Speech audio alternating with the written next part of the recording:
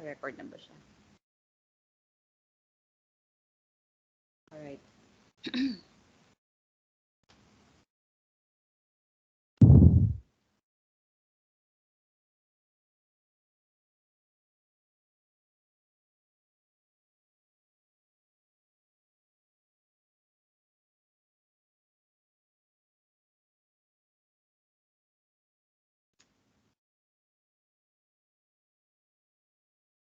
Okay.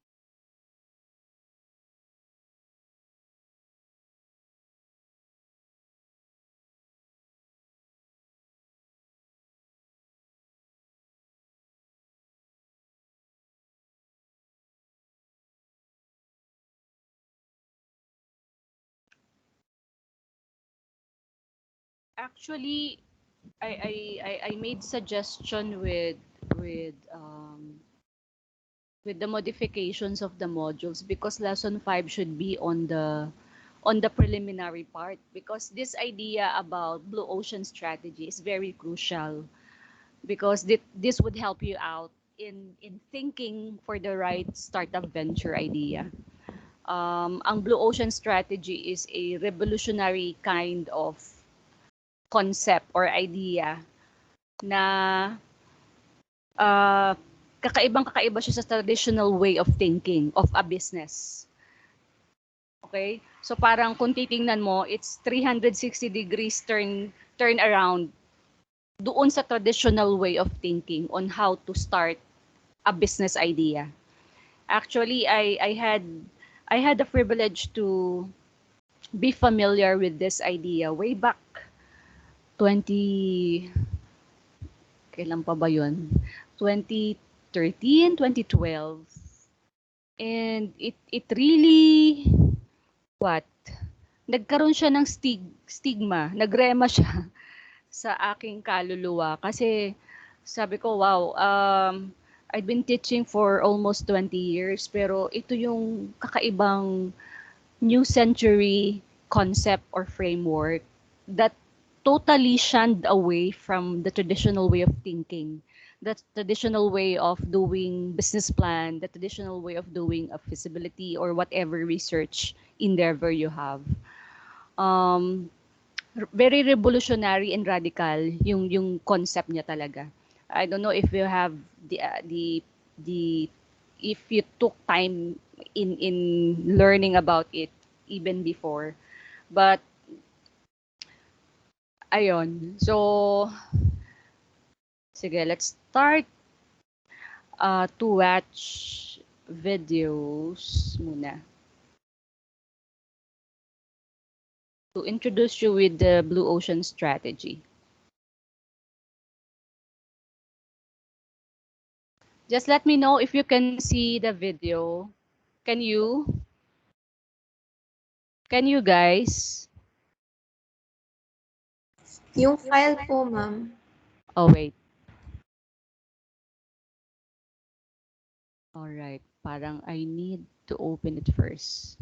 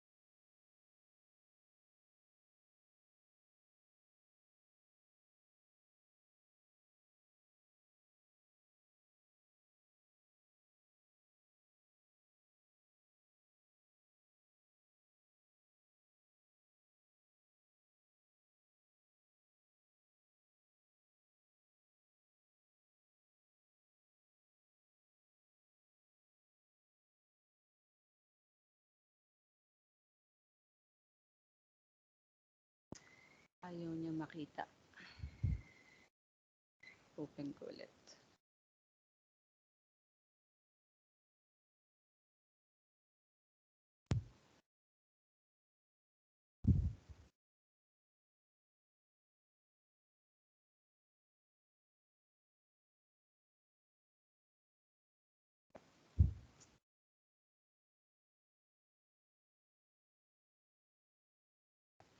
Okay.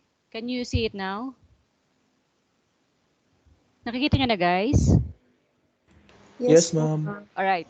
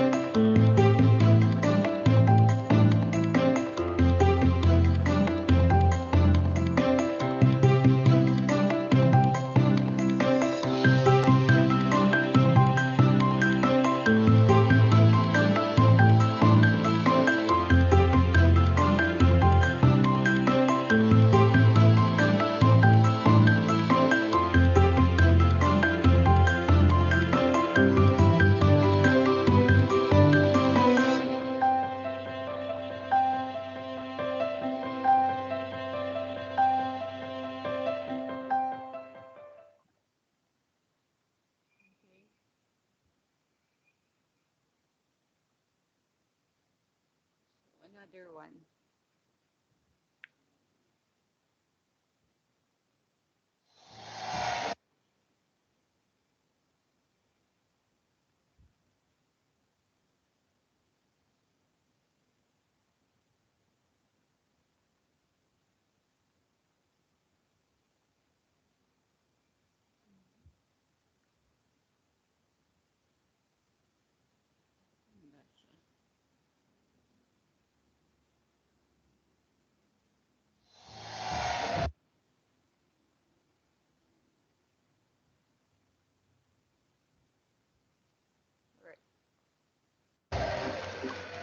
In 1984, Guy Laliberté co-founded Cirque du Soleil.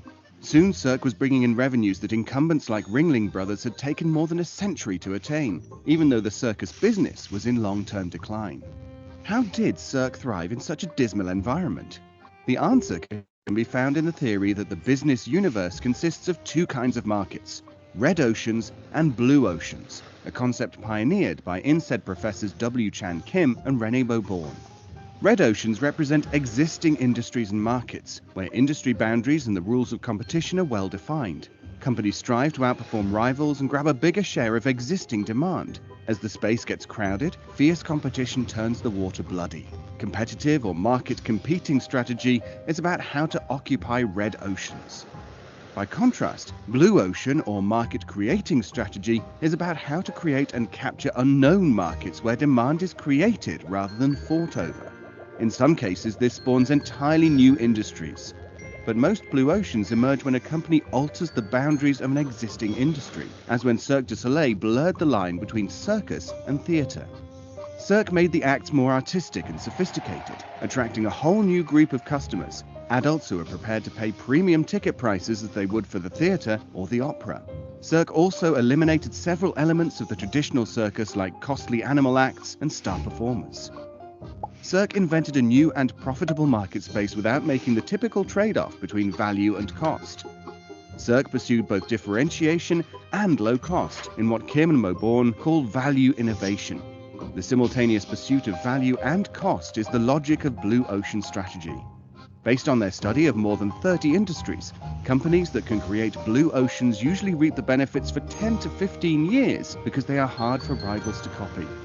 To realize blue ocean potential like Cirque did, companies should chart a strategic course past traditional industry boundaries to create new market space. Okay.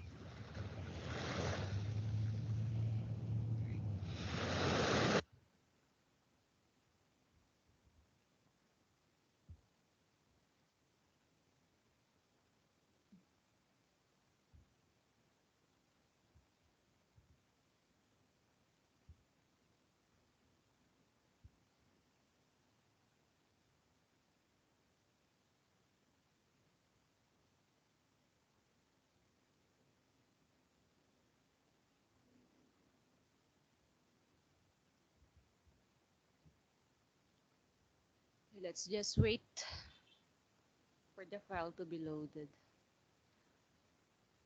Uh-huh. Teka, bakit siya ganun?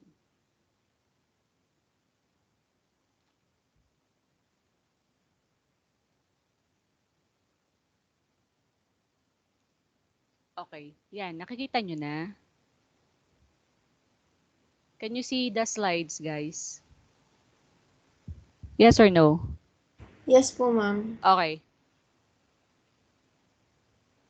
Sige, so hindi ko na siya full screen kasi ano, baka hindi ma-read, minsan hindi nare-read ng pag hindi umaandar kapag naka full screen sa screen nyo.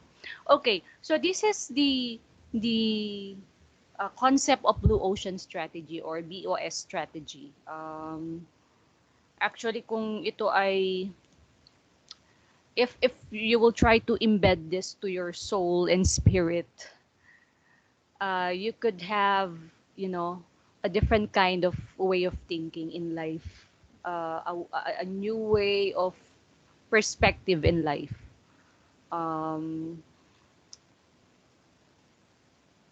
Kumbaga parang ano to parang ito yung mga new knowledge, new gems of the new millennium.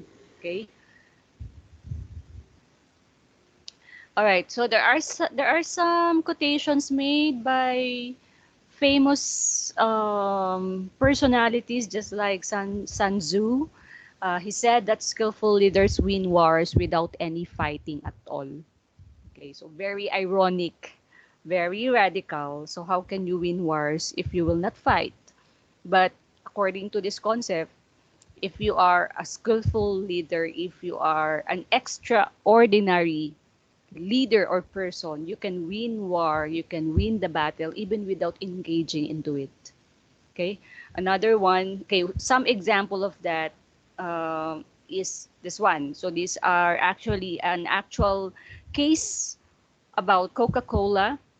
Now, according to it says here, the executives told Mary Minnick, "You have pushed too hard. You have alienated everyone in North America. Your passion for non-carbonated drinks has gotten in the way of what's right for Coke, and nobody wants to work with you anymore." So what had happened behind this? Parang ano niya uh,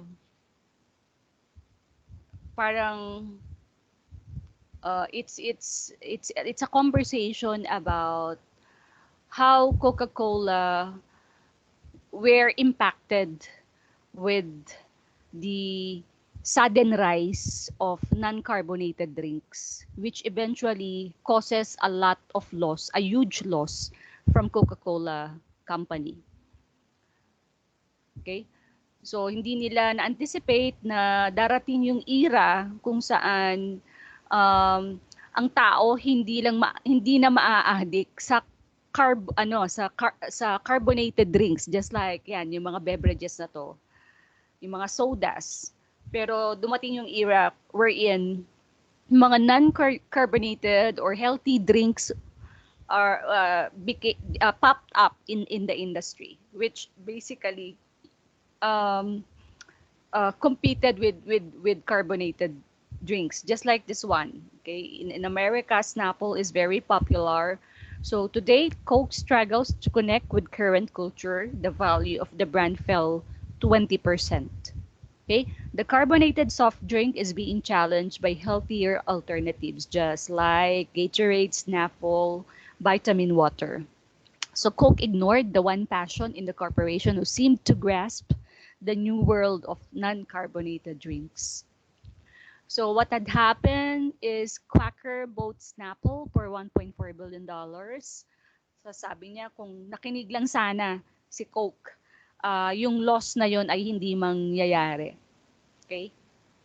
Imagine bumaba yung value, yung brand value nila of 20% because of uh, mistakenly unseen or unforeseen that kind of scenario that will happen. Another classic example about Levi Strauss. So the jeans and apparel maker missed hip hop. So the consequence of that is they lost $1 billion all in all. So Levi's did not realize that the kids in baggy jeans dancing and thumping to music we never heard of or understood represented a new culture, the hip hop culture. So Levi's did not anticipate and did not see a whole new market opportunity that will shape the American culture if only they were paying attention. So ito yung mga unforeseen event or innovations that could happen in the future na kapag hindi one step, two step, three step, four step ahead ang company, it would eventually cause consequences on them. So, blue ocean strategy is the art and science of making competition irrelevant. It's very hard to think on what is the meaning of this. How can you make competition irrelevant? When we say irrelevant, it's a game where competition doesn't exist. And how could that be possible, right? How could that happen? If you are in the industry, you will be surrounded with industry players around you, and you have no choice but to think of strategies how to outperform your competition, the competitions or your competitors. And yun, that is actually the blue ocean thinking. Now, I've shown you the video a while ago, but so we will just explain it here in our PowerPoint. All right, so the BOS framework were originated by two personalities. It's W. Chan Kim and renamed Mo Born. I don't know how to pronounce it. So Miss okay, Chan Kim is the Boston Consulting Group Bruce D. Henderson Chair, Professors of Strategy and International Management, while si Renee Moyborn, the INSEAD Distinguished Fellow and Professor of Strategy and International Management. So they are both the writer of the Blue Ocean Strategy. Now, the BOS is defined as the avoidance of costly competition through innovation with the aim to create a market where no firms currently operate, leaving the company to expand without competition. So how would that be possible kaya? How would that be possible unless na lang kung monopolistic type of company ka? And to be able to have that kind of business, you need to really own, you really need to invest much, you know? Um, di ba? Yung mga monopolistic type of industry in our country, usually these are owned by elite people who has the who are who has enough wealth to invest on it. All right? So how can you do that? Now, it says in the video a while ago is there are actually two worlds. So the red ocean and the blue ocean. So you jump in with everyone else or jump right. Now the red oceans, this is the ocean space or the market space where companies compete for customers. So as you can see, ang red ocean, kaya siya sinabing red kasi bloody ocean siya. wherein predators and prey are existing. Predators are competing with one another. Tapos yung mga small industry players, sila yung kawawa. Sila yung talagang nilalapa ng mga malalaki. And sometimes they have no choice but to exit the market. Kasi they are bruised, they are wounded. Actually, they became casualties and they can be killed on the spot. Di ba? DOA, dead on arrival. Di ba? I mean, they really don't know what to do on how to compete with these huge competitors or industry players. That is the red ocean. Very stiff ang competition, very bloody.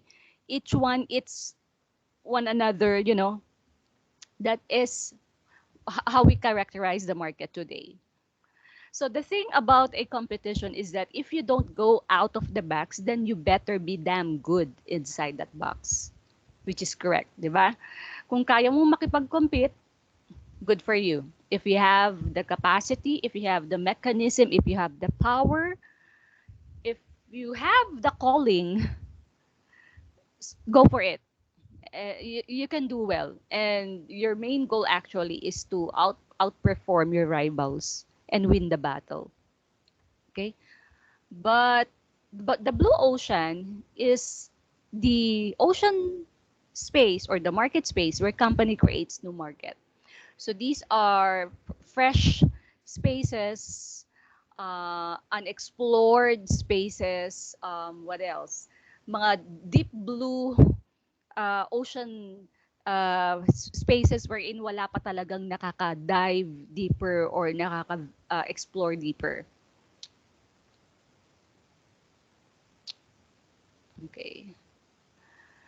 So, creating blue ocean is creating uncontested new market space that made the competition irrelevant. So the only way to beat competition is to stop trying to beat the competition. So remember the video a while ago. So that's the only way. Kung hindi mo kayang makipag-compete, get out of there and try to think of something. Try to create your own blue ocean space where there are no existing competitions or there are few. It was mentioned a while ago actually. Even in Wadwani, in LearnWise, the video in LearnWise, he mentioned that uh, a blue ocean market space is a market space where there are no existing competition at all, or there are only very limited or very few competition that are existing. Okay, so these are actually the distinction between the two. The red ocean strategy. In the red ocean market space, um, you are competing in an existing market space. So there is competition, there is stiff competition. Actually, it is an existing market space, or it is an existing market segment. While in blue ocean strategy, you create uncontested market space. Ibig sabihin, wala pa talagang nagko-compete sa market na yon. Wala pang existing competitors or industry players. Now, in the red ocean, your goal is to beat the competition. But in the blue ocean, your goal is to make the competition irrelevant. There's no way to compete kasi has the you are the chosen one. You are the chosen one to play, to exist, and to get to run that destiny in that market space.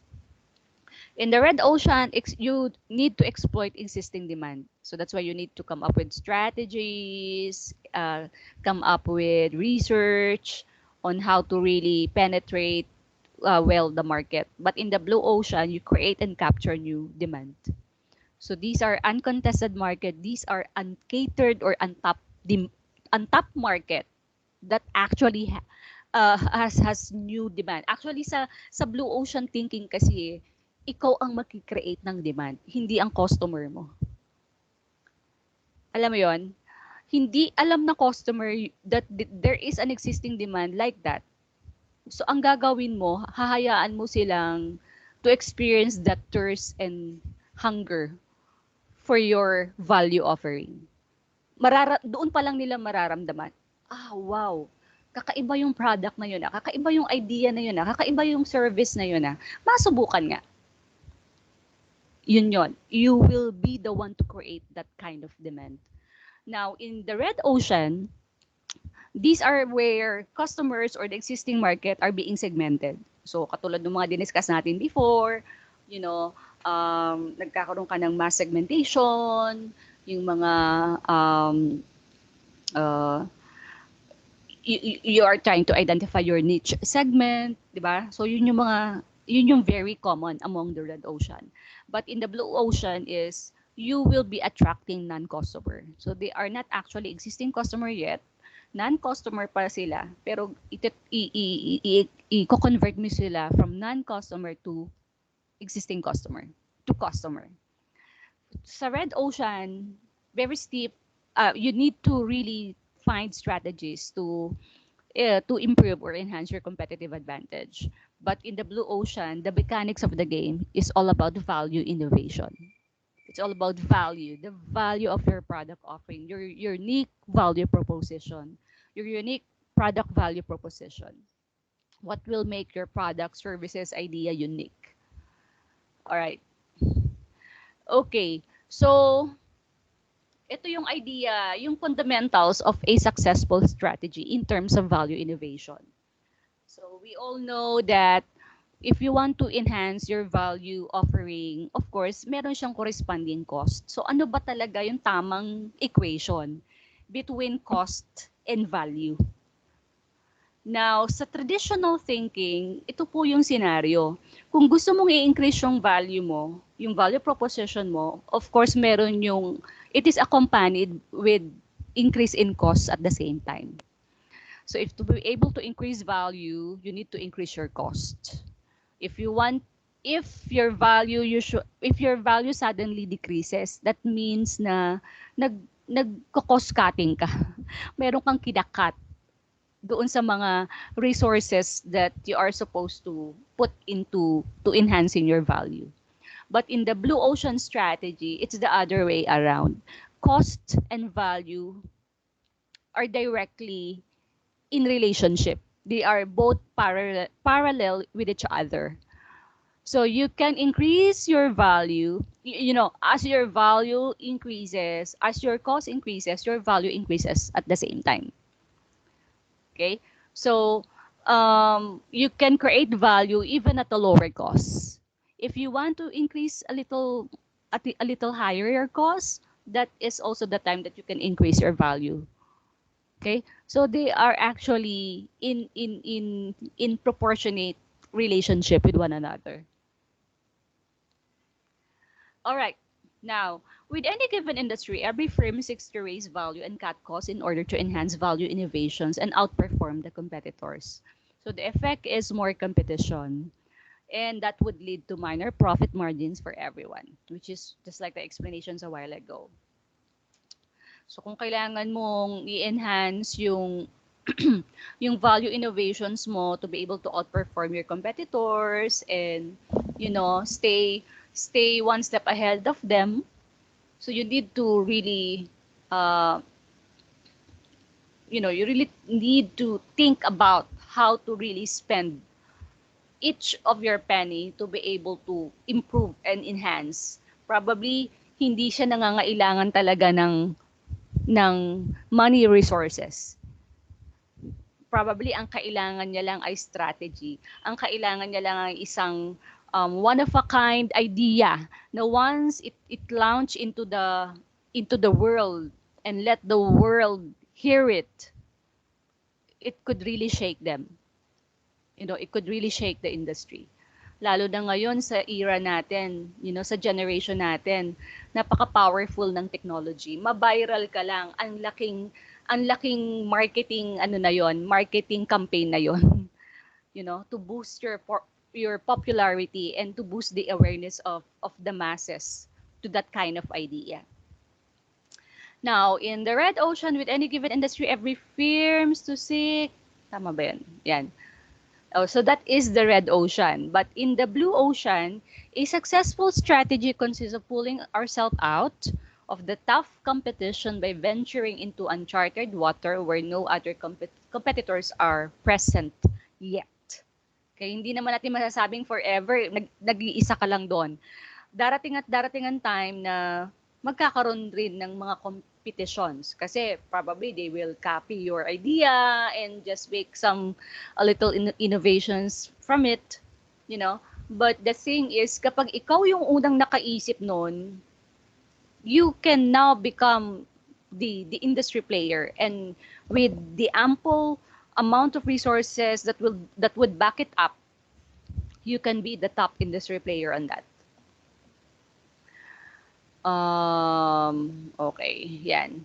So, BOS logic, reaching beyond existing demand. So, ito yung actually the logic behind the blue ocean strategy of what we mean by tapping the uncharted or uncatered market. So, you will be actually it's between the customer and the non-customer. So there are actually four types. So the core customer, so these are the existing customers. The non-customer, actually they are not actually part of the market.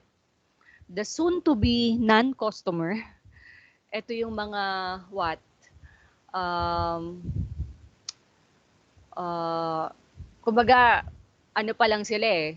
As consumers grow old or as individual grow old, yung level ng consumption nila nag-change din, nag-iiba din. So later on, probably magiging consumer na rin siya nung ganung product. And meron pang isang klase ng customer, yung mga refusing customers. So if you're gonna reach beyond this, you know, you reach not only the existing demand, but the soon-to-be customer, the refusing customer, and the non-customer. That is actually the goal of the blue ocean strategy, because as I've said a while ago, you will be creating demand, you will be creating new demand, and those demand actually could cater the rest of these non-existing customers. So this is also this is part of the framework of the blue ocean strategy. So reaching beyond existing demand, so from the existing customer, if your goal is to go beyond the existing customer, you reach first the first tier, which are the soon to be non-customer, and after that you can reach the second tier, which are the refusing non-customers, and then the last is reaching the unexplored non-customers. Ito pa talaga, ito yung mga customers na talagang walang ka-idea na itong idea mo, itong startup venture idea mo will exist. And once it exists, it will caught their interest. It will caught their attention. Okay, I will now go through an example of blue ocean business venture. Actually, it previously an idea, but later on, it was introduced in the market. Okay, I'll lead you to the actual. Where are you?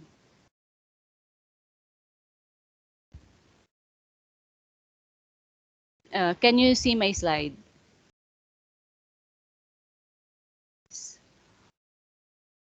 Nakikita po niyo ang screen? Hello? Yes po, ma'am. Okay.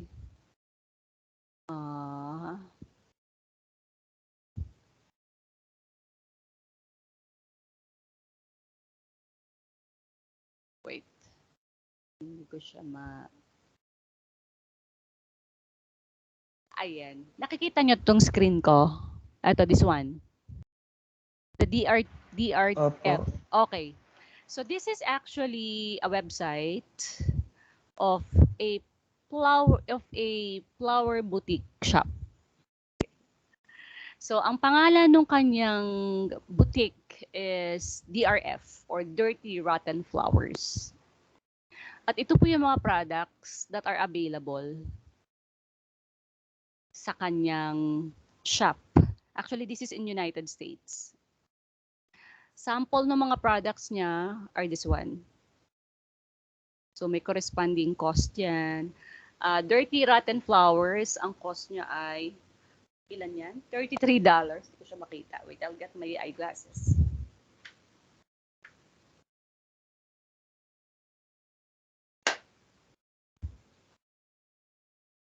Ayan. So, tapos ang Morticia ay $30. So nakita niyo may itsura, di ba? Mga lantang-lantang mga flowers at gulanet na mga bulaklak. Tapos ito, yan, I love you Nat. So bali-bali siya, talagang parang hinampas-hampas yung mga bulaklak. Tapos nakita niyo yung stuffed toys. Gula-gulanet talaga. Okay? Tapos this one, parang ganun din, nakabox lang siya pero mas matindi ang emotions na gustong iparating dito. Custom bouquet, dead or alive. Imagine the term. Okay. So these are actually their products. These are their products. And who are the target markets of this? Yan, actually. So ito yung mga sample ng mga dilemma ng mga persons who wants to avail their product. Iniwan ka ba ng mahal mo? Broken-hearted ka ba? At gusto mong iparamdam yung pain mo? So you can have those product and delivered to those person who hurted you. Where you got dumped for the yoga instructor, you want to send a reminder of the good times, maybe you're feeling a little cynical, yet another forgotten anniversary, or maybe you just want to have a little fun, or you shouldn't have, will resonate surprise when your recipient opens their elegant box of dirty, rotten flowers. So let DRF help you say thank you when you really want to say thanks for nothing. Examples ng mga testimonials nila are the following. So, yan.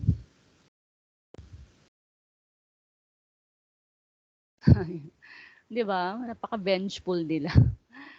So, I sent dirty rotten flowers anonymously to a casting agent after I didn't get a call back and it felt awesome. This is an actress. Imagine that.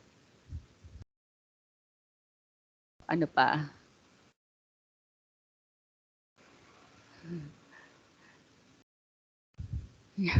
Grabe naman to. Huwag na yun. Ano pa ba? My girlfriend and I have a twisted kind of relationship. I sent her the I love you not bouquet. Also burned half of the bear for added effect. And did she ever love them? Anyway, so these are some of the examples that were this is an example of a blue ocean thinking, a blue ocean startup venture idea. Who would think that a time will come that there is a business idea that will think outside of the box. Diba usually ang flower shop, pagandahan ng bouquet, flower bouquet, ng designs, kung ano-ano na nga mga bouquet ang ginagawa ngayon, di ba? Hindi lang flowers, ultimo pagkain ginagawang bouquet. Sinasamahan ng mga kung ano-anong nilalagyan pa ng pera, 'di ba? May mga ganoon, may gulay, may mga delicacies, ginagawang bouquet. So, pero ito, it's a one of a kind, very radical idea. And actually, they were able to create a market. These are actually a new market that were created. They are just there, pero it stirred an emotion from them. And until such time that they will think na, well, oo nga, parang gusto kong gawin to. Parang gusto kong bumili niyan. Parang gusto kong bigyan itong tao na to, ang tagal-tagal nang may utang sa akin at hindi pa nagbabayad. 'Di ba? So may na-steers sa kanilang kaluluwa, sa kanilang spirit, sa kanilang emotion. And that actually causes them to become a market from a non-existing one to a newly identified market. Okay, another example of this one, ipapakita ko na to rin sa inyo para diretso tayo.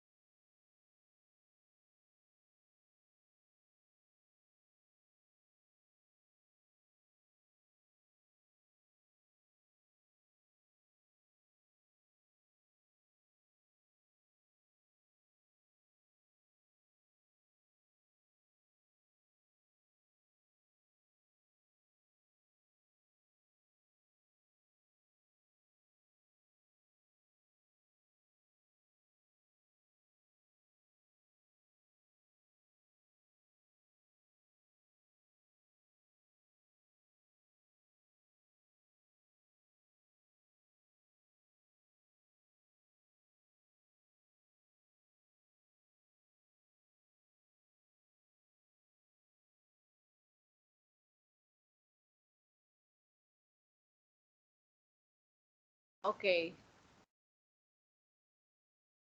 Okay, let's go back.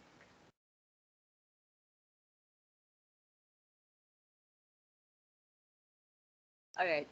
So, ayan. Another example is this one. Another blue ocean startup venture. Lefties in San Francisco, United States. Okay, so this is the world's biggest selections of left-handed goods or commodities. No. Commodities and goods for left-handed people. Mali yung aking construction ng sentence. So, ito po, they created different kind of stuff intended for left-handed people. 'Di ba usually traditionally very common yung mga products na we are buying na unisex. Ang mga left-handed people, wala silang choice kundi gamitin yun. Silang mag-a-adjust. Pero isang araw, may isang company na nakaisip na bakit kaya hindi tayo gumawa ng mga product para naman ma customize siya for left-handed people. So basically, through this business idea, they were able to create a market. And these are the left-handed consumers or customers. 'Di ba? So ako actually hindi pa ako nakakita ng ganito. Pero in United States, it's actually existing long time ago. And they created this kind of stuff. Okay? So I don't know ano yung itsura ng left-handed seesaw or yan yung mga pangbukas, ballpen, I really don't know. But these are actually a kind of blue ocean strategy. Yan, so ito yung kanina that I have shown to you. And those are examples of the products they have. Another blue ocean thinking, yan, this one, di ba, ang tao ngayon, yung sa generation natin ngayon, hindi lang sa earth naglalamyerda, maging sa space, pwede na. Di ba? They can book travel into space. Actually, there were a recent company who who invented a jet airplane that can travel to space for an hour. Okay? Yeah, I don't know kung nakikita nyo yun sa YouTube. Um, bago siya, kasi hindi niya kayang lumipad sa space ng sarili lang ng consumption ng engine niya o ng power ng engine niya. So, kailangan siyang i-cater ng dalawang additional jumbo jet plane in a certain height limit na naka-off yung engine niya. Pag na-reach niya yung sky limit na yon, doon niya ngayon bubuksan yung engine niya, tas tsaka siya bibitawan ng dalawang jumbo jet plane. So, pag launch niya ngayon, full launch until such time na ma-reach niya yung layer ng outer space, yung first layer ng outer space. And the passenger inside can now experience yung gravity gravity feel, na kung saan lumulutang na sila sa air, etc. So this is actually a blue ocean strategy, and it would cost a lot to be able to travel on space. We all know that. Another are, there you go. So those are examples. So these are actually innovations. Yan. Yan. For Nintendo, right? So, ito po yung tinatawag natin na Blue Ocean Strategy Canvas. Okay, so example is for Nintendo. Yan. So, ang new inventions are the Nintendo WI2, and actually these are the CSF, or the critical success factors of each. So each of these are competing in terms of price, hard disk, Dolby 5.1, DVD, connectivity, processor speed, motion control, and large public. So the Microsoft and Sony PS3, nakita nyo yung how they performed in terms of the price. Talagang mahal, hard disk, high caliber. But when it comes to motion control and large public, which was created by Nintendo, YI2, is doon sila nag-concentrate on enhancing it. That's why they created a market for this one. So this is an example of a Blue Ocean Strategy Canvas. Okay, another example of Blue Ocean revolutionary kind of thinking is yung ginawa ng Dove. If you want to watch the video, ito po yung video nila, but i-highlight ko na lang siya dito, yung campaign nila for real beauty. So, yan. Nagpakita sila ng iba't ibang klaseng images or pictures of individuals, which is very ironic. Di ba usually yung mga beauty products, soap man yan, cream, facial cream, or whatever beauty products, ang pinapakita nila usually ay mga magagandang models that represents true beauty. Pero dito kakaiba yung mga models na kinuha nila. Just like this one. Tapos naglagay sila ngayon ng personal quotations or tag statement. 44 and hot, 44 and not. So can women be hotter at 40 than 20? Another one. Gray, gorgeous. Why can't more women feel glad to be gray? Okay, another one. Extra large, extra sexy. Can more curves actually make you more attractive? Another one. Bald, beautiful. Flat, flattering.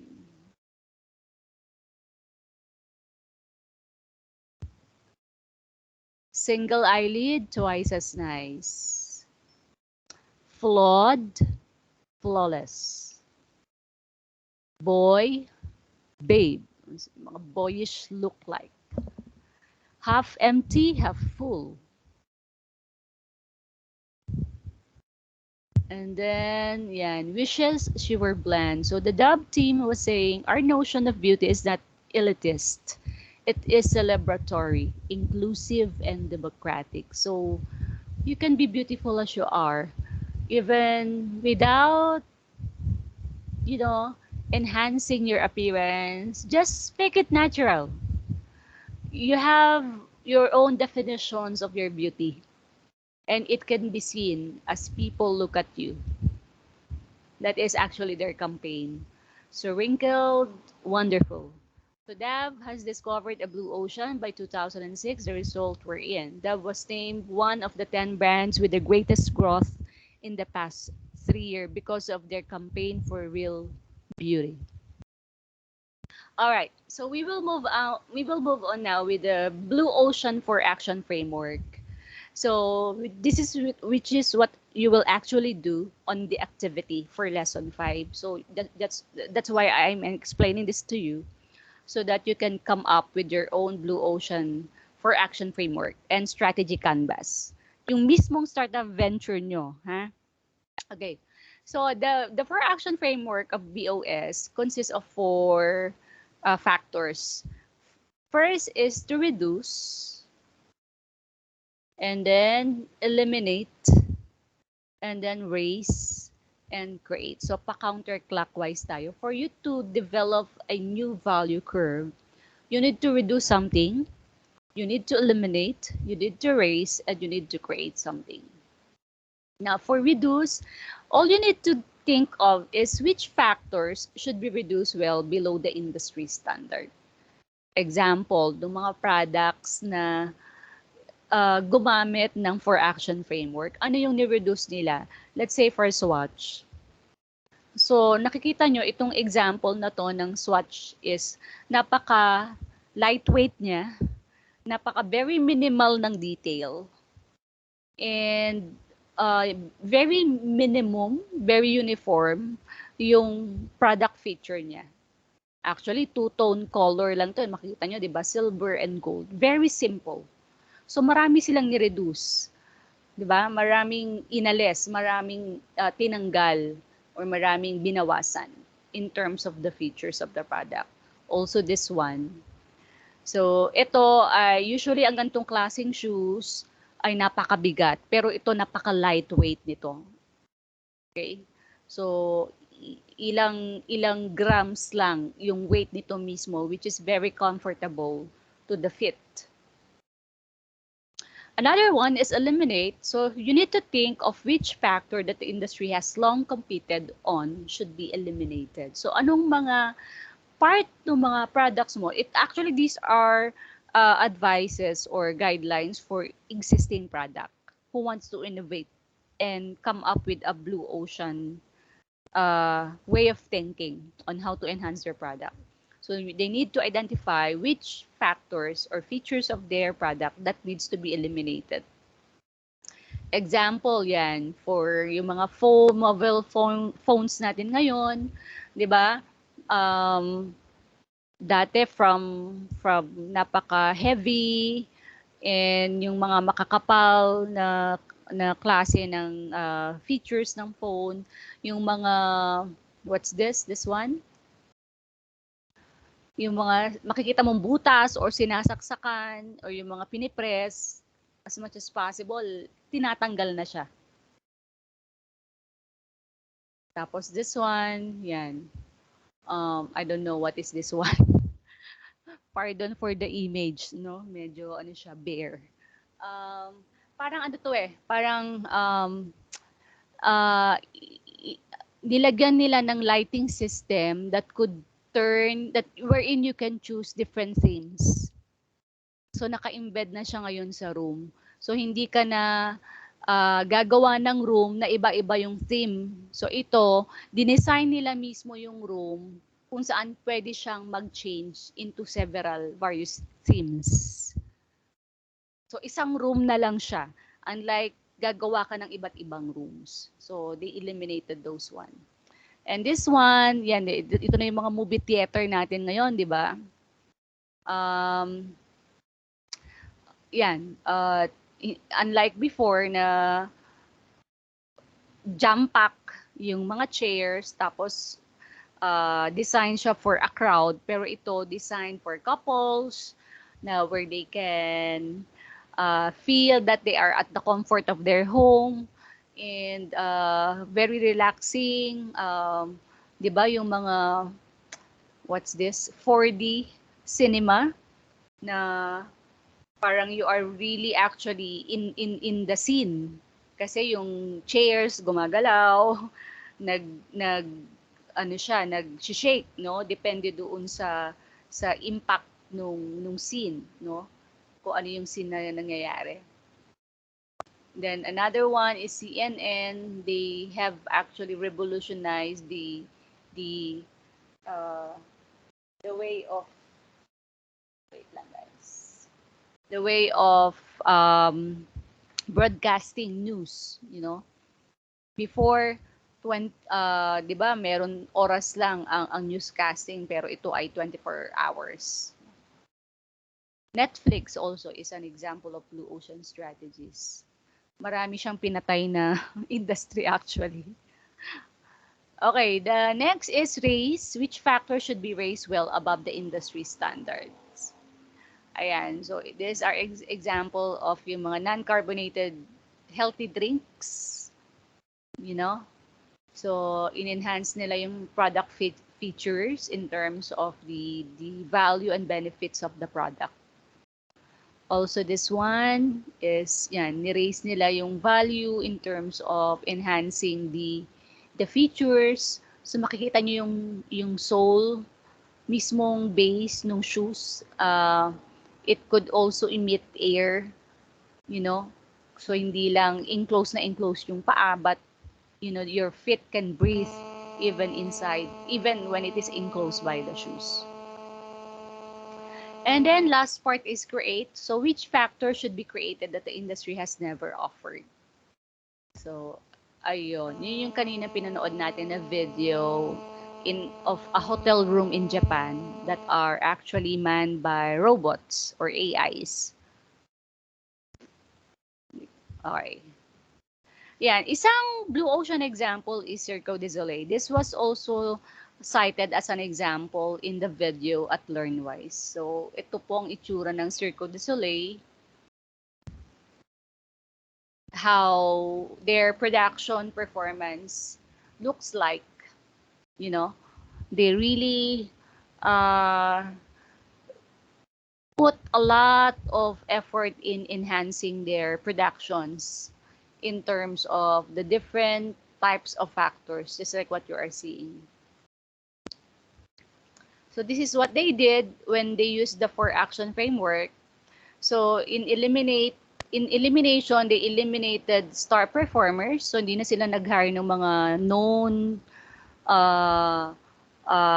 performers, but they just hired ordinary performers. They eliminated yung mga animal shows. They eliminated yung mga aisle concession stands, and they eliminated multiple show arenas. So in the reductions, they reduce fun and humor and the thrill and danger. So what they raise is the unique venue. So usually, 'di ba, ang Cirque du Soleil, kumukuha na lang sila ng isang venue. At isang one-time event lang siya na ibubook for reservation. And usually ang mga venues nila is mga close indoor venues. That would be enough. They don't need an outdoor venue that requires a larger area. But even a small indoor venue is enough to be their venue. And then they created different themes. They refined the environment, they created multiple productions, and they revolutionized artistic music and dance. I don't know if some of you already watched Cirque du Soleil, some of the shows of Cirque du Soleil. So this is how they did their strategy canvas. So yung dalawang red slope, yun yung top competitors nila.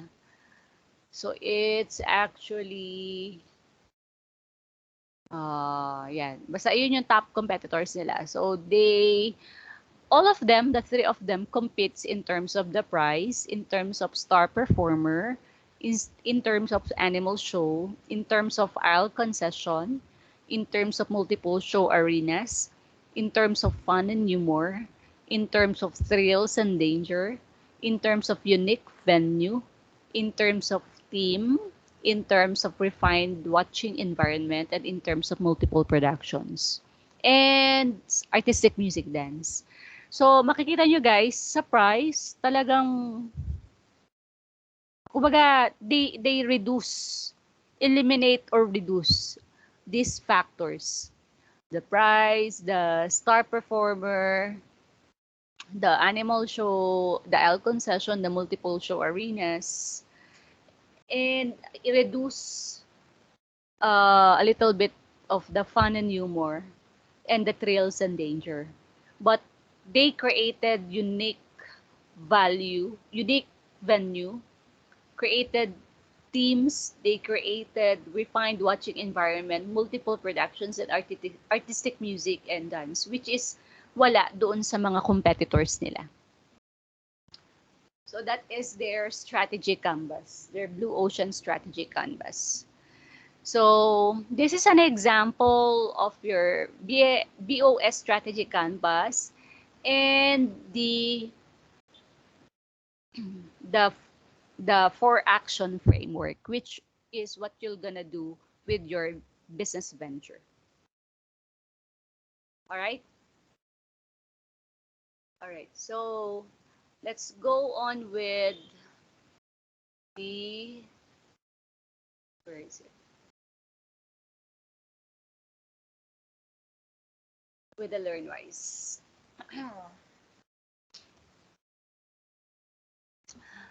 Alright, so ito po yung activities na gagawin ninyo. So, you have watched already. So, in this activity, you will develop your Blue Ocean strategy to refine your value proposition. So, there are 4 steps. You define the competition, you identify important product benefits, you plot your strategy canvas, and you apply the 4 action framework. So for the instruction, number 1, put the product benefits on the x-axis based on your findings from the competition analysis task. And plot your perceptions of the benefits on the y-axis with high at the top and low at the bottom. And then you plot the strategy canvas based on your perceptions of the level of benefits offered by your competitors. For example, for a beverage company, you need to decide if your competitor's product tastes better, similar, or worse. Graphically, better will occupy the top of the graph, while worse will occupy the bottom. So use the data from your interviews to plot your competitor's performance. Now, when filling up the strategy canvas, remember the following. Take a colored printout of this document and use red and blue pens to plot the strategy canvas. Yung blue pen, yung blue slope, yun yung sa inyo. Yung red slope, yun yung sa competitors nyo. So you can either use numbers on the y-axis or use words like high, low, medium for the benefits. You may not be able to put numbers equivalent or a level for benefit like taste or colors. In these cases, use qualitative labels like green, like red, green, blue for color, and labels like sweet, sour, tangy, for example. Anyway, bahala na kayong dumiskarte dyan. So ito yung example kanina na pinakita ko. So ito po yung inyong strategy canvas. Actually, may mga template available online wherein you can also craft your strategy canvas. Okay. So, lesson 1. So sa session 1, that is for the session 1. Session 2, this one.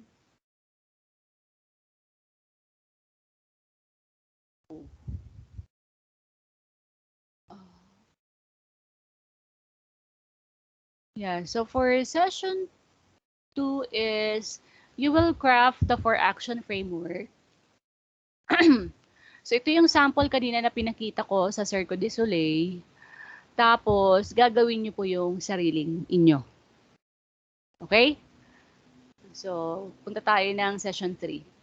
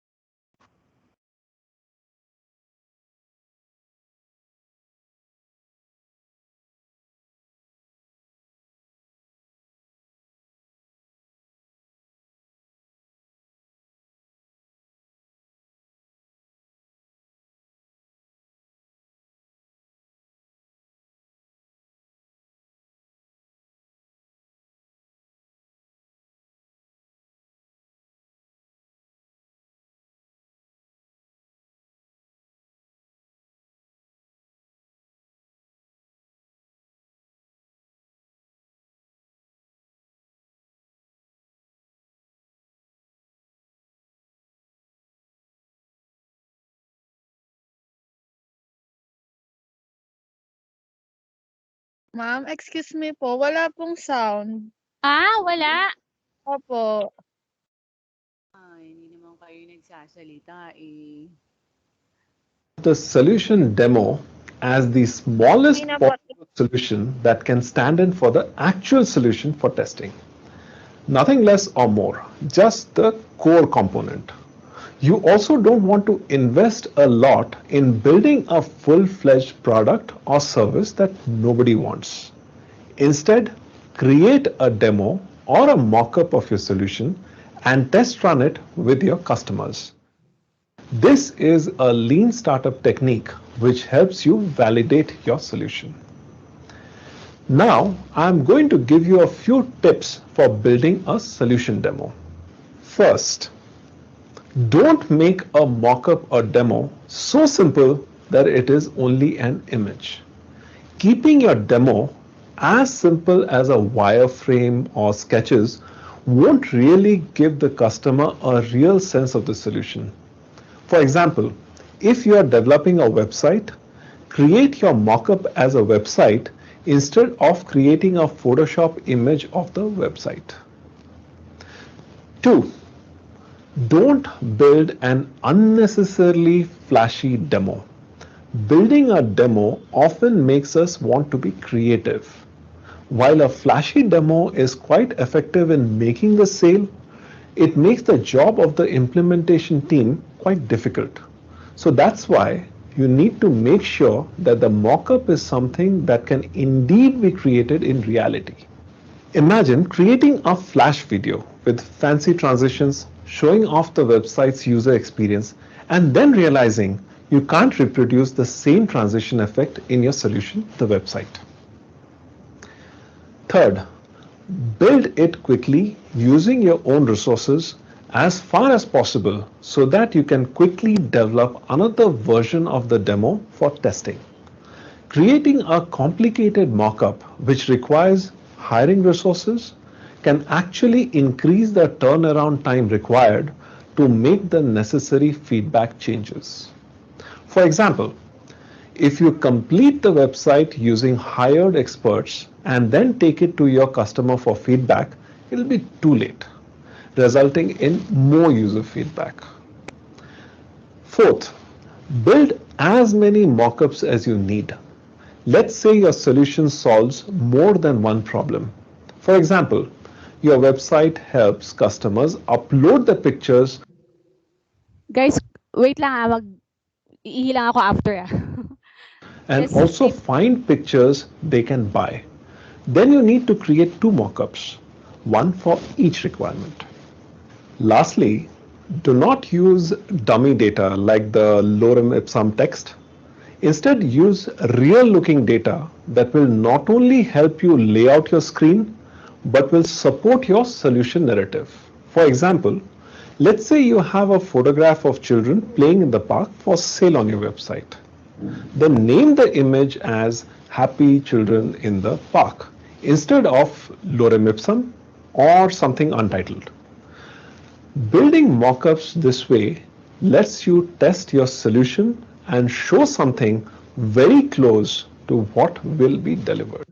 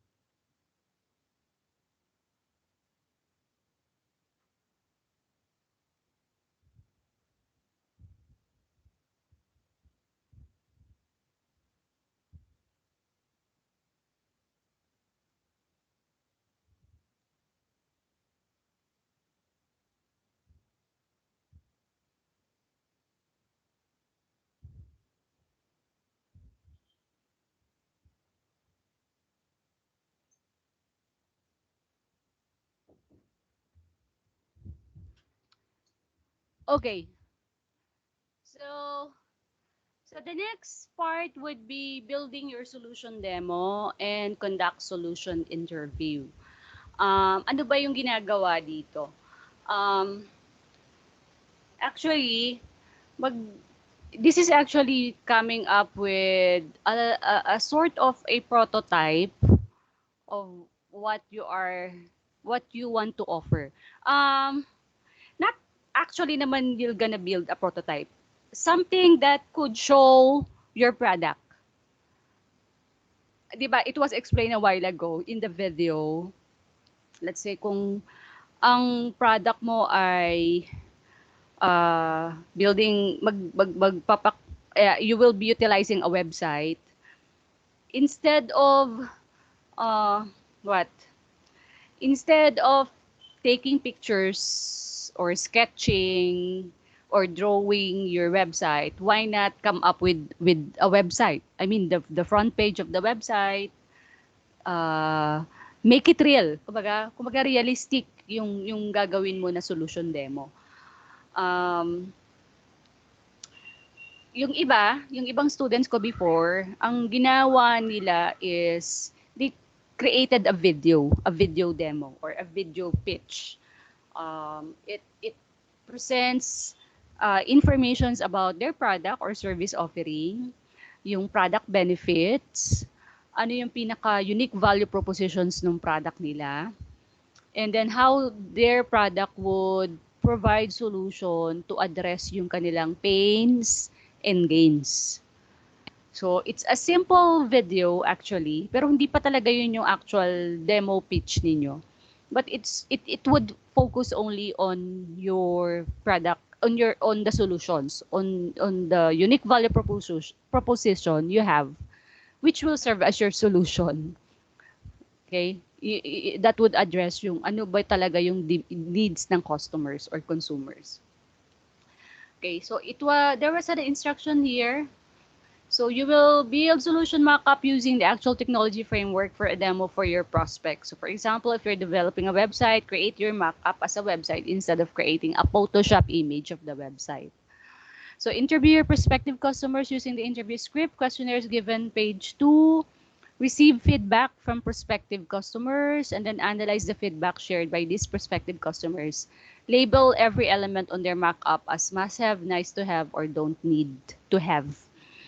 Ngayon, napakadali na lang, di ba? You can create a Google survey for your interview. Tapos, i-embed nyo lang doon yung short video clip ng solution demo nyo.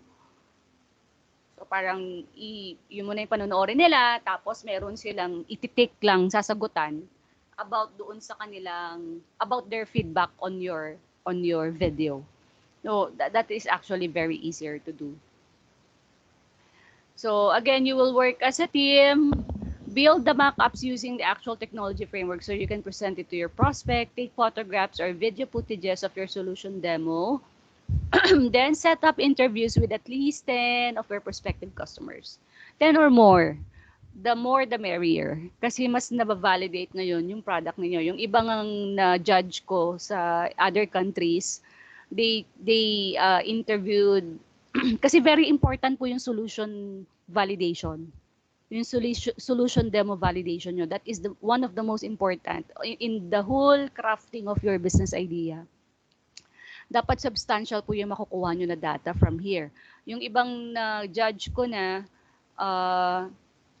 they acquired at least up to 50 to 100 prospective customers.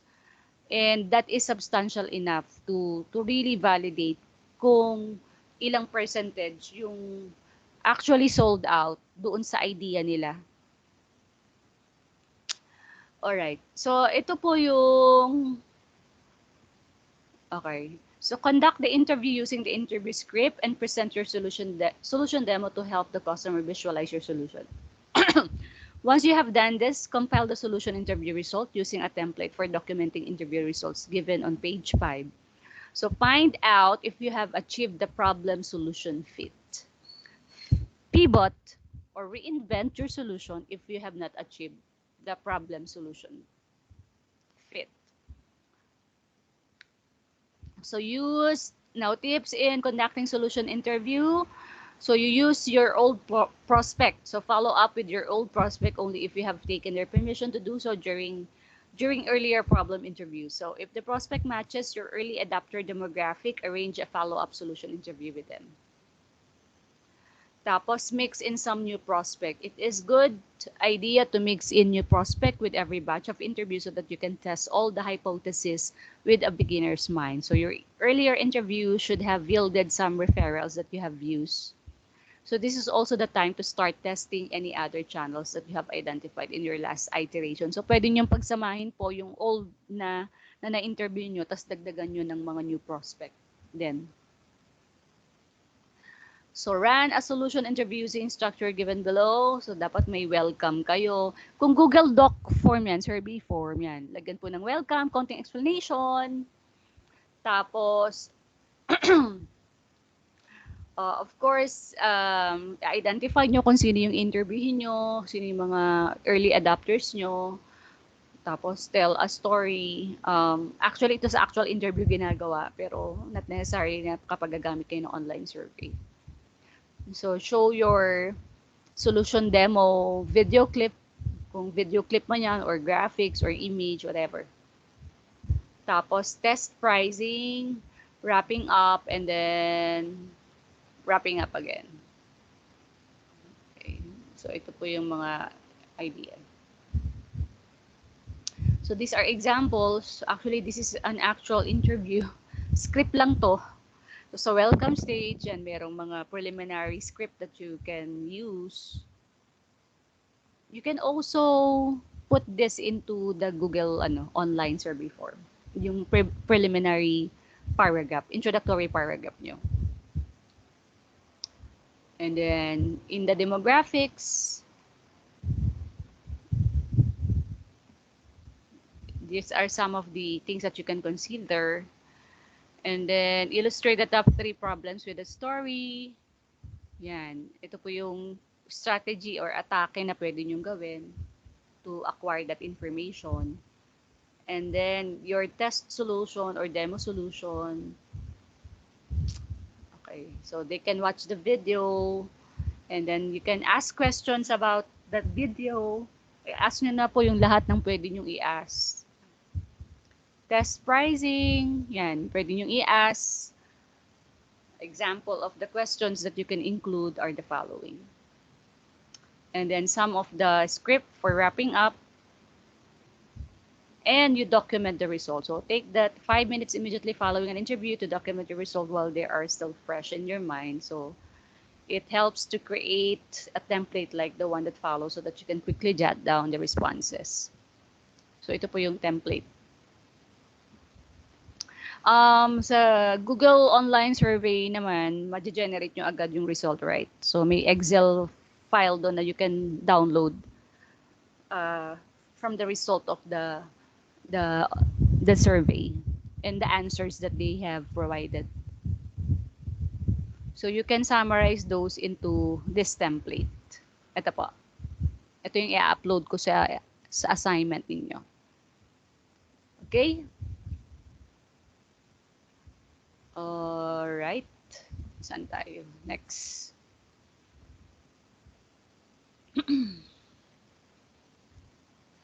So we are on... Saan na ba tayo? Session 4.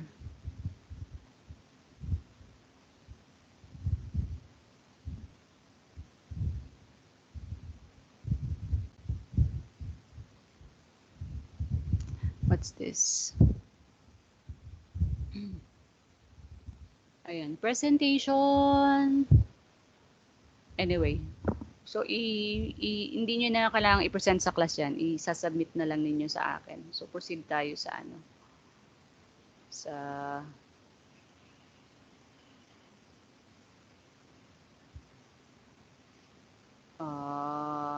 session 5, problem solution fit.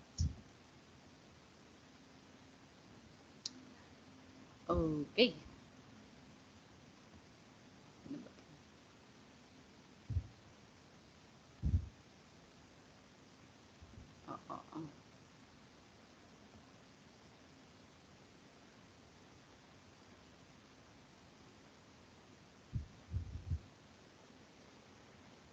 Anyway. Siya makita. Wait.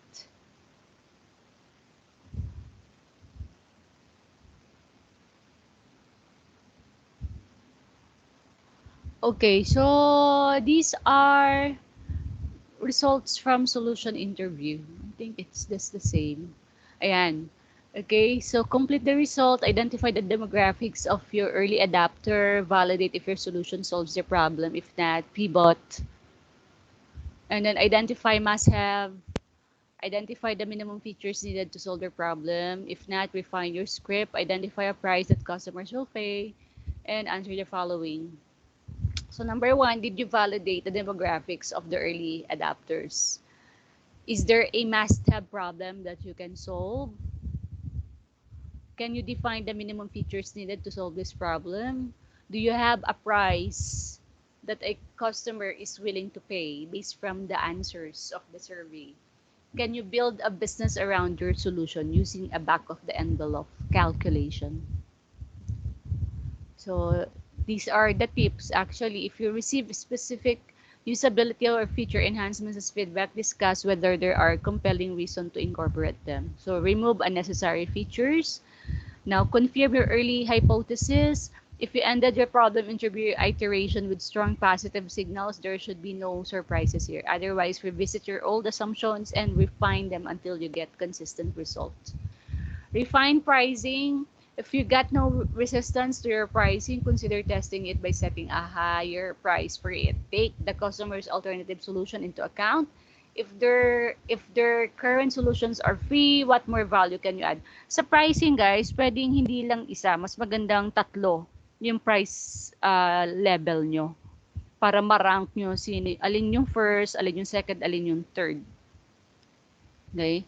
So, kung may percentage naman na sumagot sa higher price, so pwede nyo siyang i-consider later on to increase your price on this level. That's the idea. Okay, ano pa?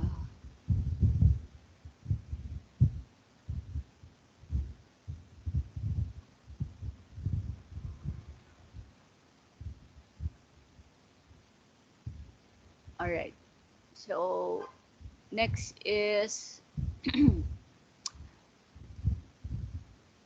the difference between solution demo and our MVP.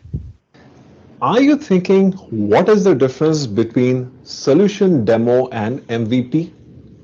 What if I told you that they are quite similar yet different? Confusing? Let me explain. Your solution demo and MVP are the smallest possible solutions that capture the core essence of your actual solution. Another similarity is that both help you manage your risks, risks related to customers, related to product or market. Your solution demo will help you identify your early adopters, whereas your MVP focuses on getting the early adopters on board as your paying customers. That is, if you have nailed the problem. While your solution demo helps you identify the minimum features required to build your MVP will let you know if you have a compelling solution that your customers are willing to pay for. In the case of pricing, your solution demo focuses on figuring out the right price, and your MVP will help you validate it with customers. So basically, your solution demo is a prerequisite to developing your MVP. If you still want to differentiate the two, your solution demo is used to help your customers visualize your solution and find out if you have really nailed the problem or if you have achieved the problem solution fit. The job of the MVP is to deliver on the promise your solution makes and get at least majority of your early adopters to pay for your solution. Based on your MVP interviews, you may need to rework your MVP until you have a growing customer base. Or in other words, move towards product market fit. Another common question that comes up is, what is the difference between a solution demo and a prototype? While a solution demo can be a website landing page or a video, a prototype is a basic model or a working sample of your actual solution offering. A prototype is a kind of a solution demo that you build for a complex technical product or where feedback on the usage of the physical product is important. Example of the first case is how Lightning, a motorcycle manufacturer of premium electric bikes, make some of the world's fastest bikes, but tests the prototypes for years before releasing it for production. An example of the second case of a physical product where you want feedback from users is a shampoo bottle.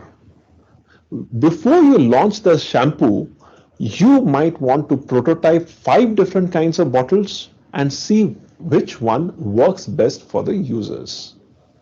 To summarize, a solution demo helps your customers visualize your solution, whereas an MVP is the actual product with minimum features that your customers pay for.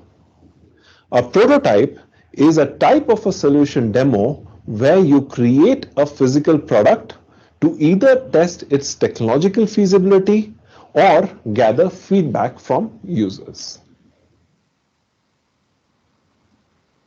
All right.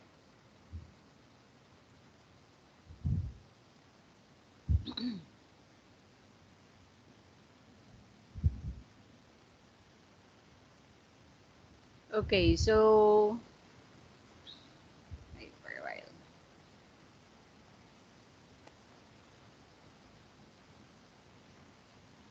Okay, so it was distinguished from the video the difference between solution demo and MVP or the minimum value proposition.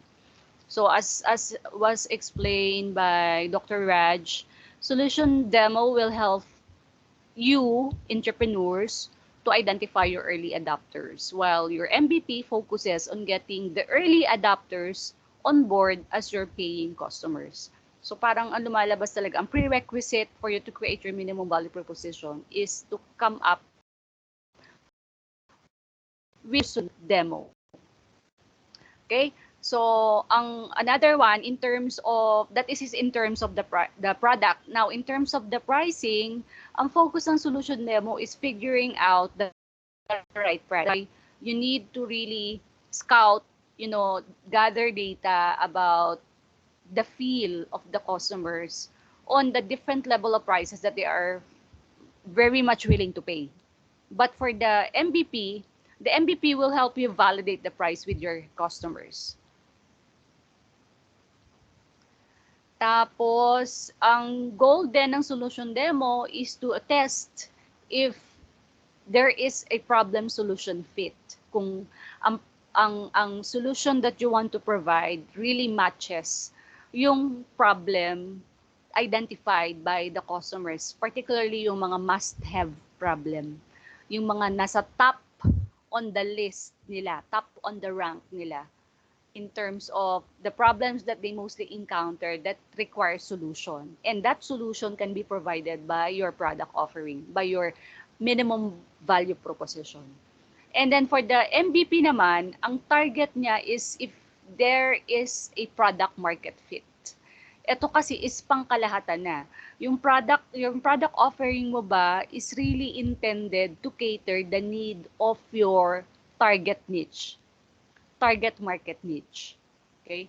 So that is actually the a wider perspective. Okay? So that's why a solution demo is again a prerequisite to creating or crafting your minimum value proposition. Okay, tapos it was also identified there the difference between a solution demo and a prototype, di ba? Example nun, ang provide niya na example is, yon, ang solution demo example are yung website landing page or social media page or pages. Tapos, it could be a short video pitch, where a prototype is actually creating a basic model, a real replica of your product idea. Okay? And then ano pa? Ayan, solution demo helps your customer visualize your solution, while minimum value proposition is the actual product with minimum features. So you are actually presenting them yung actual product ninyo at yung naka-embed na value or benefits that it can offer. All right. So that's it. Now, identify your MVP and build it. So based on your learning from your solution interview, you will plan to build your minimum viable product. So here again, yan. Okay. So tips. So clear your slate. So don't automatically assume the features that needs to be included in your MVP. Start with a clean slate and justify the addition of each one. Use the key takeaways from your product demo and solution interview to decide which features to include. Unlike your solution mockup or demo, your MVP needs to be a complete product having minimum features and solving the most critical problem that you identified such that it can be sold in the market. So your MVP should be able to deliver some value to the customers. Start with your number one problem. So the job of your unique value proposition is to make a compelling promise. And the job of it is to deliver on that promise. And it should captured in the mock-up of your number one problem.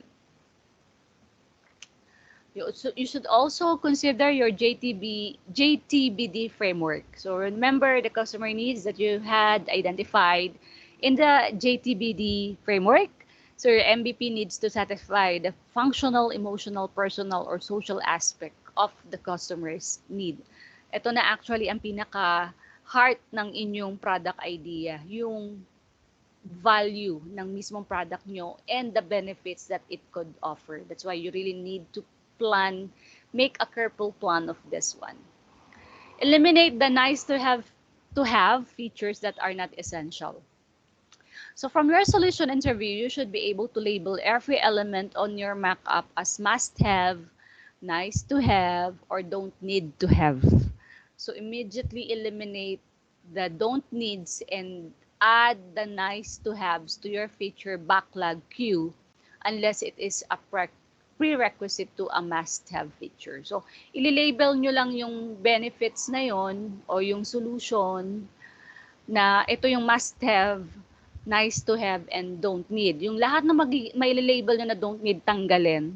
Yung nice to have nyo, back up nyo lang yon na pwede siyang ma-enhance later on to be converted as must-have.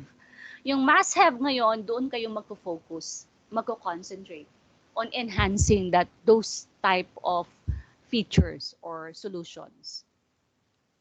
Now, consider other customers' feature requests during your demo and solution interview. Your customer may have highlighted certain features that are needed to make your product complete or usable. So, visit this next and differ them based on the level of need.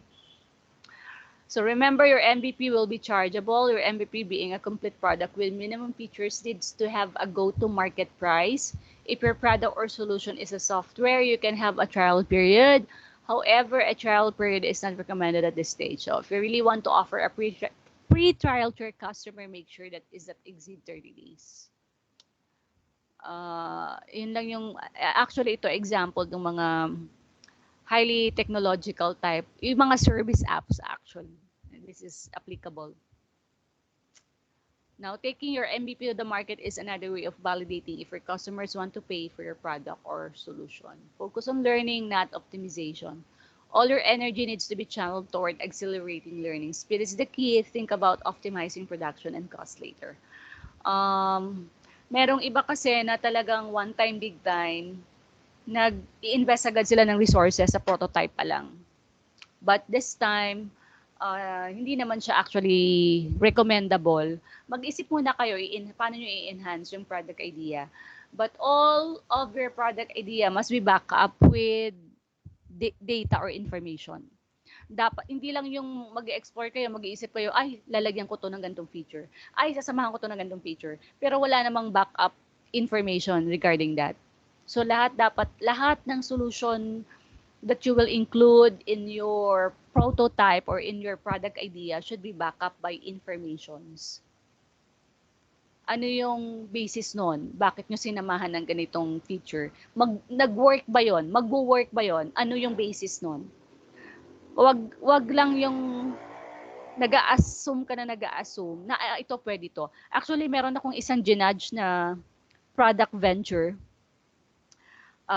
Their proposal venture is about creating a bamboo fabric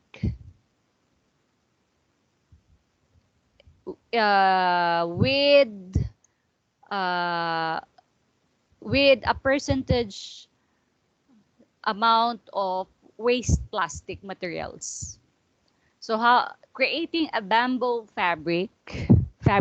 clothes fabric.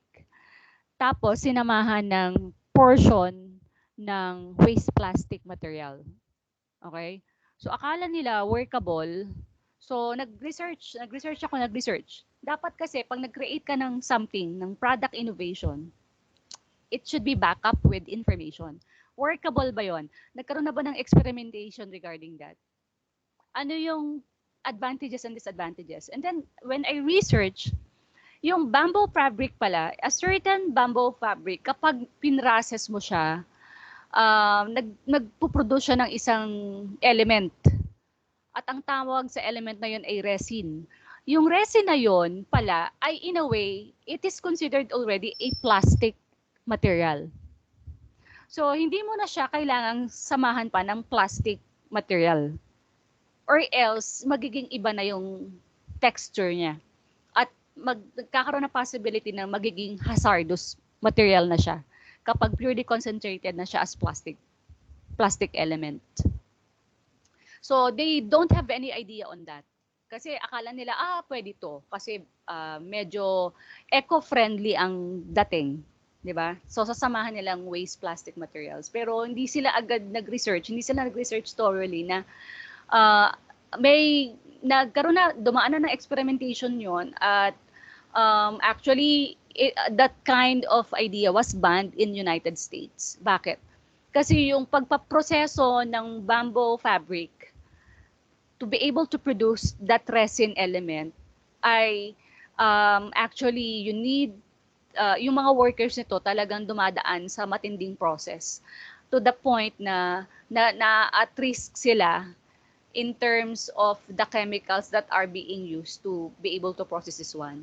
At ang dami ng experiments na nangyari and research done na yung mga residue nito of this process use causes harm and death to workers, to laborers. Tapos yung mga waste nito, yung mga substance at waste nito na nai-emit sa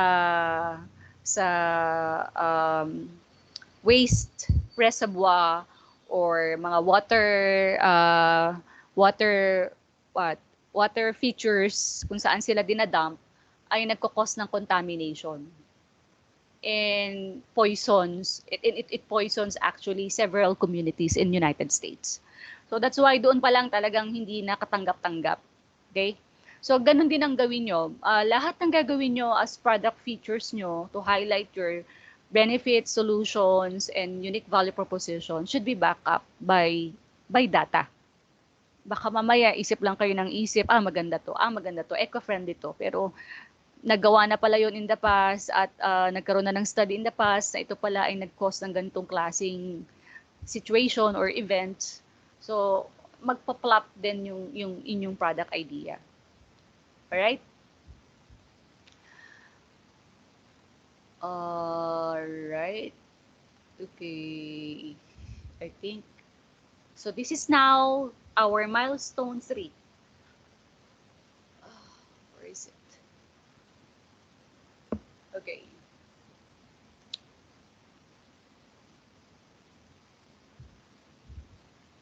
Okay.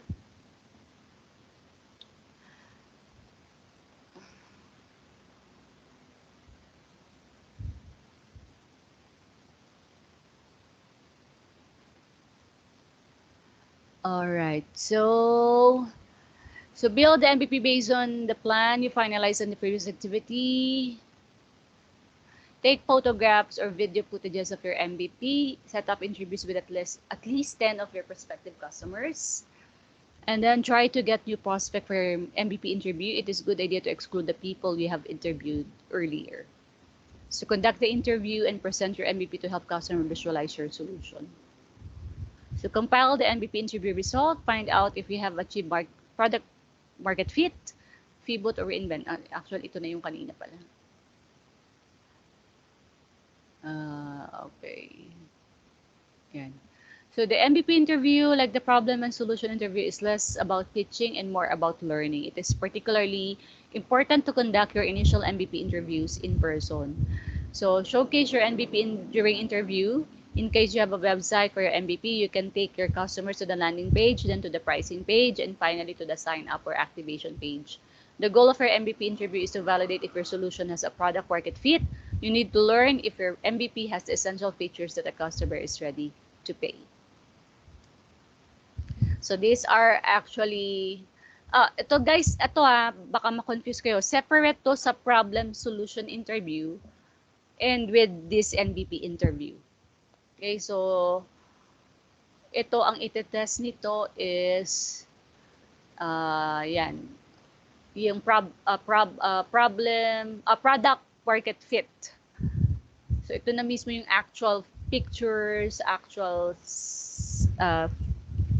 pictures or graphic or image and features ng product ninyo that you're gonna show to your prospective customers.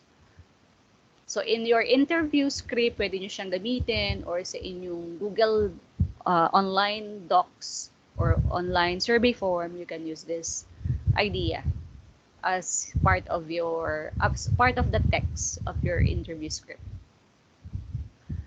So show product or website. So these are some of the questions that you can ask where they can answer. Tickable lang yung answer nila dapat, guys. Pwede kayo mag-ask ng mga questions that requires answer but make it very brief. Kasi usually kapag yung mga gustong sumagot ng mga survey, gusto nila mabilis lang. Tick lang ng tick. Kung mas maganda nga kung yung answer nila, ilalagay nyo na sa statement, tapos ititik na lang nila. Instead of them typing a text. So show pricing of the product. So you can use the questions there. Final purchase and conversion, optional. This is not the goal. Are you still interested in trying out this product? Would you like to buy it? Okay, optional lang yan. Then wrapping up, and you document the result. So ito po yung gagamitin ninyo for your MVP interview feedback template. Okay.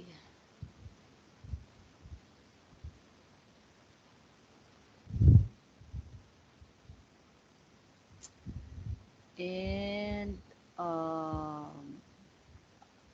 anong session ba tayo?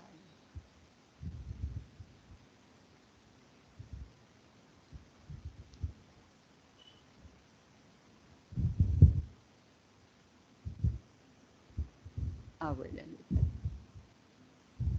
Okay, session 7. Okay, some of the tips in building your prototype and your MVP. So in the previous session, you built a prototype, solution demo, and minimum viable product. You also conducted prototype and MVP interviews to gather feedback from your potential customers. In this session, an entrepreneur will share his or her experience in building a prototype and an MVP and some tips and best practices for doing so. So check with your faculty which entrepreneur is going to take this session. Okay.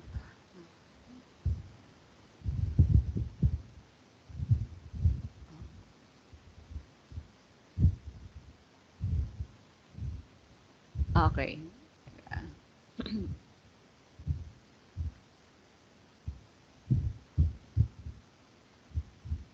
Alright.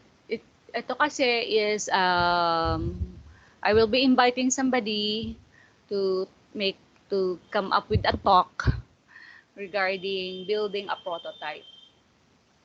Okay? And how to conduct MVP interviews. But we will not do this na anymore.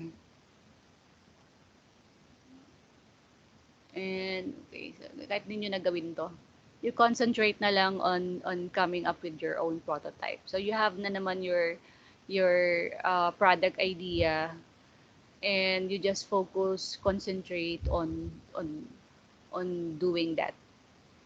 So this one is compile results from MVP interviews. Yan. So wrapping up na lang to be able to identify if you achieve yung product market fit. fit natin from your MVP interviews. So here, you should confirm that the solution does solve their problem, accept the price of your product, agree to recommend your product to others, and then they were able to provide positive testimonials. So ask the rest of the member of your team about the following question. Where the interview prospect able to articulate your unique value proposition? Did they accept your product price? Did they agree to recommend your product to others? Did they provide positive testimonials? So, kung i-confirm nyo lang kung anong naging result ng inyong MVP interviews. Okay. Actually, we're done.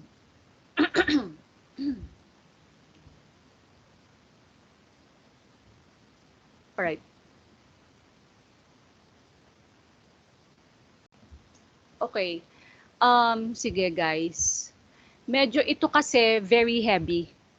This one, actually lesson 5 is the very heart of the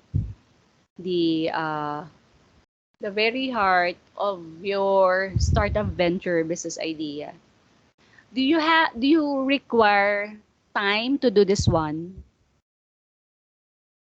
Coming up with your solution demo pitch, and your MVP pitch. And much better if you could come up with a prototype kung kaya naman ninyo, kung kaya lang.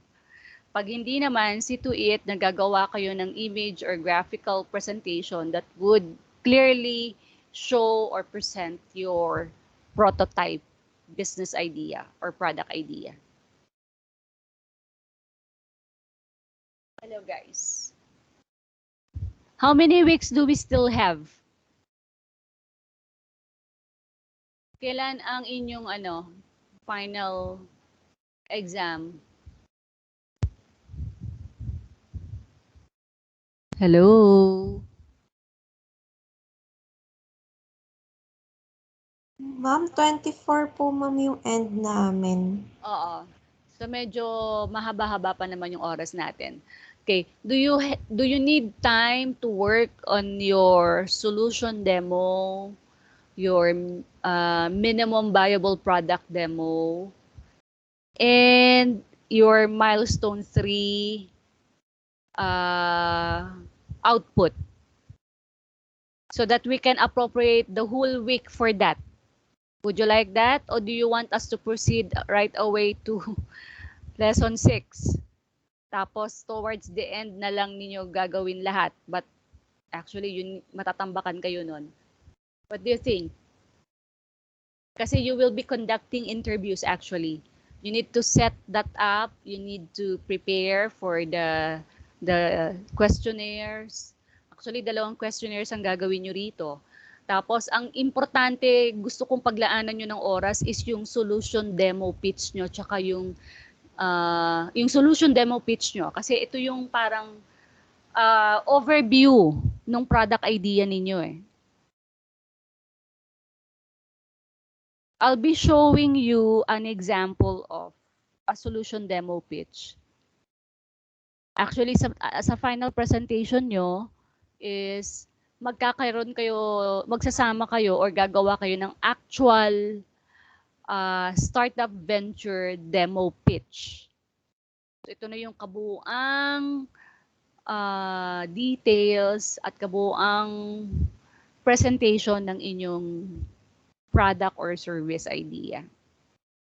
So I want to give you ample time to work on this one for your business model.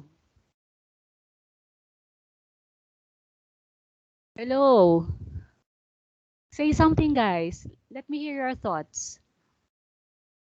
Ma'am, I think po mas better na lang po yung yung magbigay ng ample time instead po na itambak lahat in the end.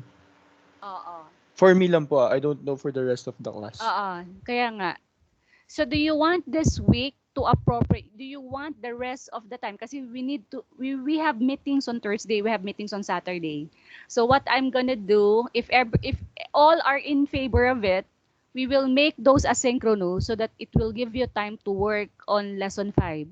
So you craft your solution demo video, You craft your NBP demo, and then magkakanta kayo actually ng dalawang klase ng interview. So this is now actually the you will craft the product detail, the benefits, the value propositions of your product, and at the same time yung price price setup ng inyong product.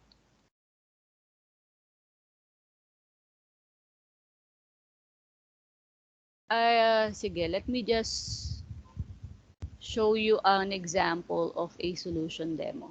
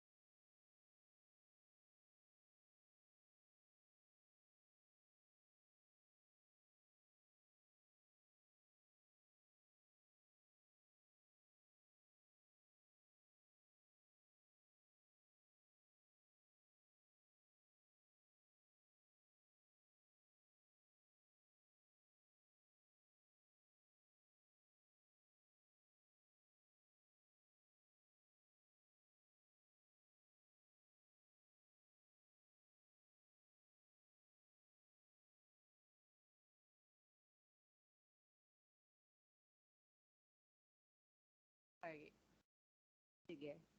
So, I'll show you an example.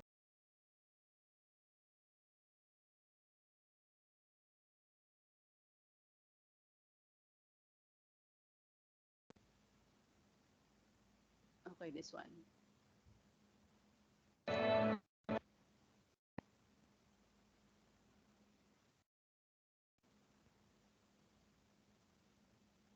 What happens if we buy a regular chocolate bar today? Can you hear it, guys? Well, first of all, we have no clue what's in there and where it Can you hear and see? Okay. comes from. Have you ever tried to pronounce the ingredient list?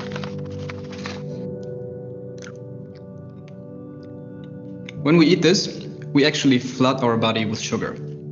That's cool for the sugar rush in the next 5 minutes. But let's be honest, it's just not great for our body in the long term. But what happens next? Well, this packaging will go on a long journey, and it might join the 8 million tons of plastic that get flushed into our oceans every year. And to mess things up completely, we just made our CO2 footprint even worse. And all that for this tiny moment of indulgence in our day-to-day life. Thanks for messing it up, food industry. Now, what if we could turn this whole story around? Like really, in every single aspect. Let's start with organic and fair trade cacao and a natural and short ingredient list. When you try it, you should taste what real cacao tastes like. Hemp seeds, almonds, and other natural ingredients give it a nice crunch, and lots of nutrients too. It's sweetened with coconut blossom sugar and has 65% less sugar than a regular chocolate bar. The packaging you're about to throw away is 100% home compostable. It literally disappears in nature. But wait for the best part. For every bar you buy, we plant one tree. Isn't this like the coolest way to save our planet? Every bar donates 10 cents to our partner Eden Reforestation Projects, who in return plants one mangrove in Madagascar. With New Cow, we wanted a product that is 100% in line with your values. It's truly good for you and good for the planet.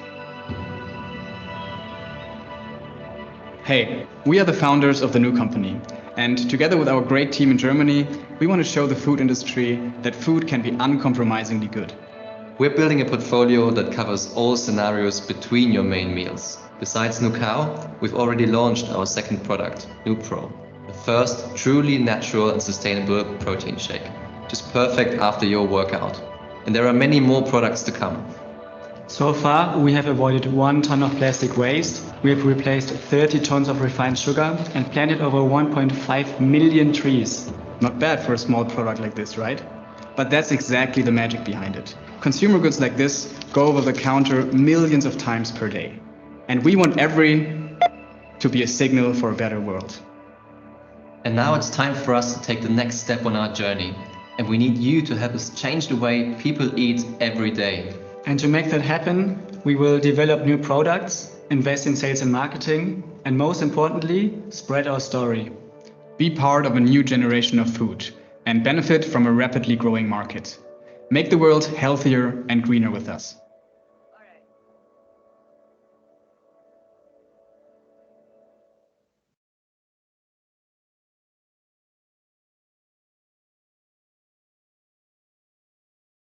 Okay. So, nakita niyo yung video? Very complete.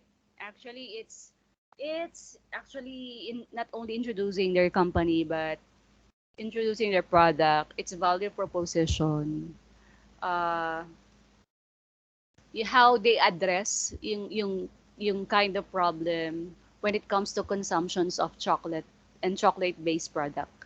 And at the same time, part of their unique value proposition is trying to produce product uh, that is actually will not compromise, the environment at all, the physical environment.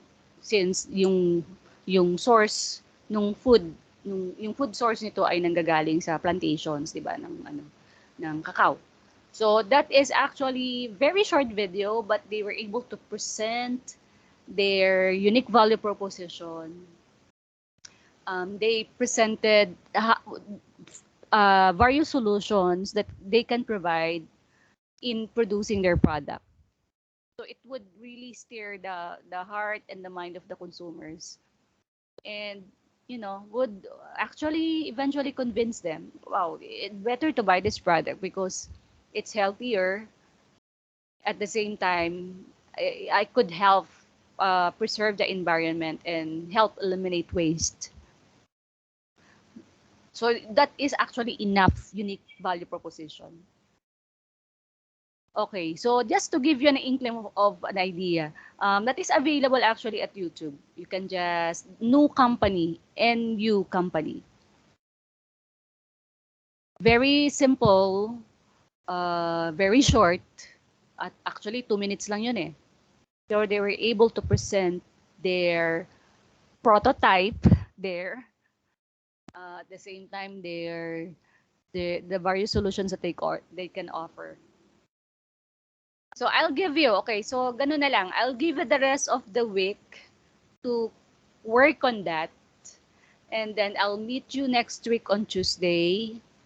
And at the start of our class, of our meeting, each of the group will present their video pitch. Would that be okay?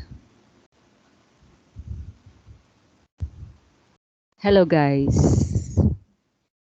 Yes, ma'am. Okay po. Okay. How about the rest of the class? Okay lang ba, Yes po. CEOs? Yes po, Opo. ma'am. Okay. So Okay please, po, ma'am. Isang po, ma'am, di ba po? ano no? Isang ganong video po yung ipepresent per CEO Yes, po. yes. Ganong video. Basta yung video demo, if you could actually create na a video, kasi yung video demo na yung kanina, complete na yun eh. Complete na yun. Hindi lang yun focusing on solutions, but it actually showed already the whole, a little bit background of the company, a little bit background of who are the people behind the company, a little bit information, I mean, an information about your product itself, together with actually showing the prototype of the product or the actual product, and then identifying, presenting all the values, benefits, solutions that can be provided by the product. And some statistics, di ba? May mga statistics doon na ginamit. Yung percentage, yung actual accumulated waste on Earth. Those are some of the infos that were also embedded in the videos. So if you could create that one, na pwede nyo na rin gamitin on your final presentation, much better. Para isang effort na lang. Isang effort lang. Pero doon, ipapakita nyo na actually yung ano nyo, yung product features nyo, iba, ano na yung mga varieties ng magiging products nyo, kung kaya nyo ng lagyan ng price or pricing, mas maganda. Kasi parang ano yun parang ang manonood na nun ay yung masa. I-offer nyo na siya, ila-launch nyo na siya, ipopromote nyo na siya Pero actually, hindi pa nga dapat kasama yung pricing kasi mag-ano pa lang kayo mag-extract pa lang kayo magkakandak pa lang kayo ng interview to validate your pricing setup. Pero if you could do that, okay lang, much better. Or if you could enhance that na lang later on before the final presentation, it's okay also. All right, any more questions before we end?